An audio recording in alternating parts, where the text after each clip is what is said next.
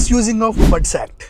నేను ఏదైతే ముందు వీడియోలో చెప్పానో, మీరు మోసపోయినట్లయితే వెళ్ళి ఈ విధంగా కంప్లైంట్ ఇచ్చి ఎఫ్ఐఆర్ ఫైల్ చేయండి అని.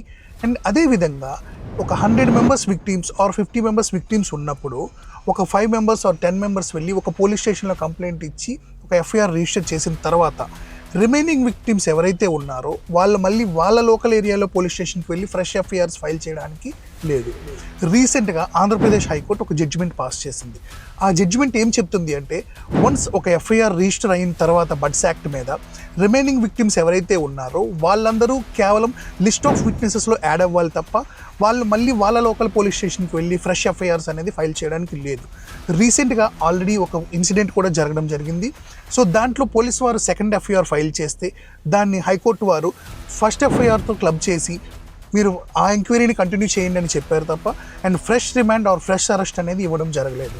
సో ఈ విధంగా జరిగినట్లయితే మీరు ఆ పోలీస్ వారికి ఈ జడ్జిమెంట్ని చూపించి సెకండ్ ఎఫ్ఐఆర్ ఫైల్ చేయడానికి లేదు, దాంతో క్లబ్ చేయొచ్చు అని చెప్పి మీరు చెప్పొచ్చు.